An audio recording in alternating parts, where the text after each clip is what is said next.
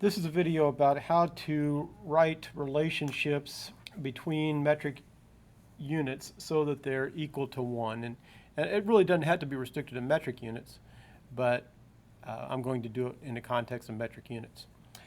So in our class, it says I'm reminded to make a video, so here I'm doing that. In our class, we'll be multiplying by 1 to do unit conversions. We'll use this with metrics now, but later we'll use it with things that you haven't heard of, namely moles and atoms and molecules. It's a style of solving problems that I want you to know.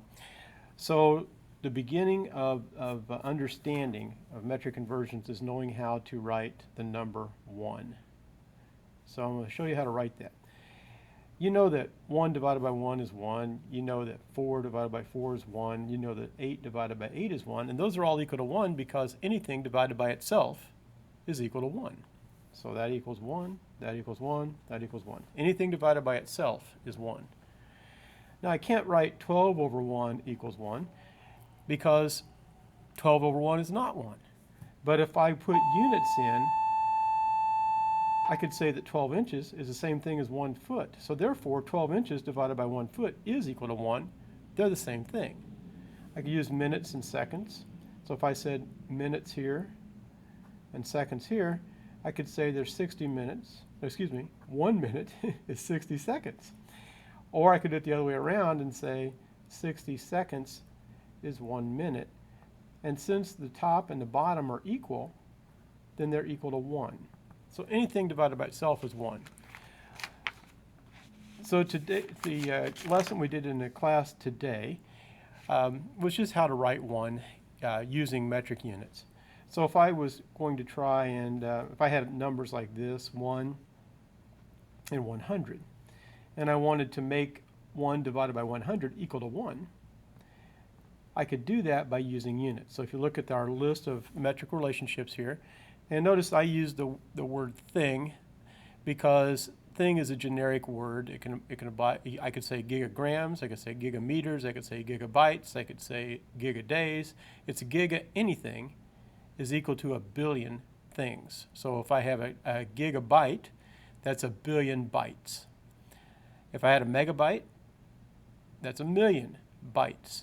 If I have a megameter, that's a million meters. If I have a kilometer, it's 1,000 meters. If I have a kilogram, it's 1,000 grams. So thing is a generic word. The base units that we use most often in a metric system are mass, volume, and length, grams, liters, and meters. Those are what we'll use most often. So if I said 1 liter, 10 deciliters.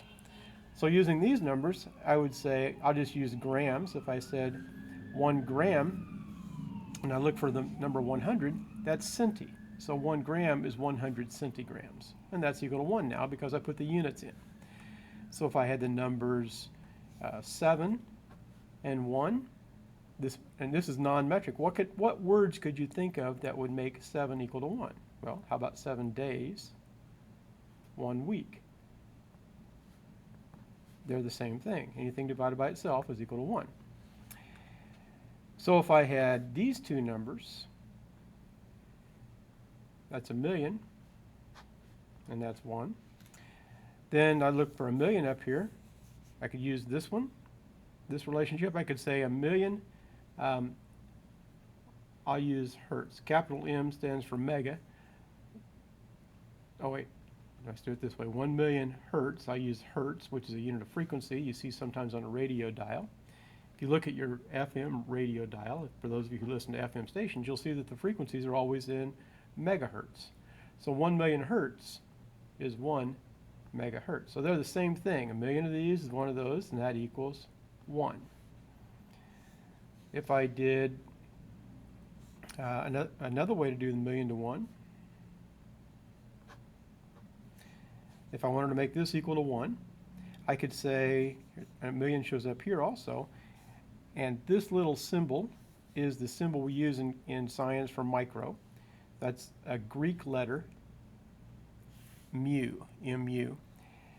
So if I could say a million micrograms, that equals 1 gram. So since that equals that, they're equal to 1.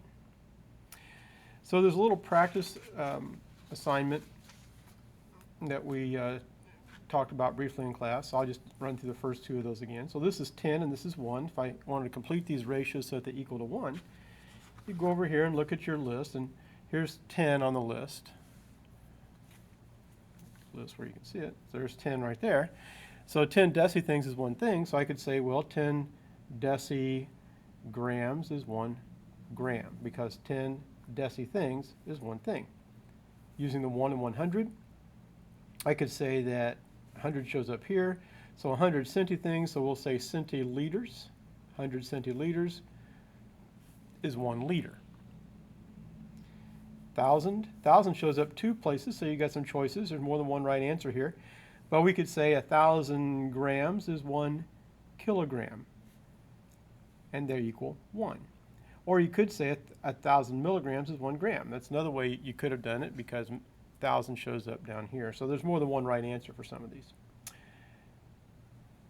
So I'd like for you to be sure that you can handle all of these, and I'll review these in class. But be sure you can handle writing 1 using these numbers and adding units so that the top and the bottom are the same.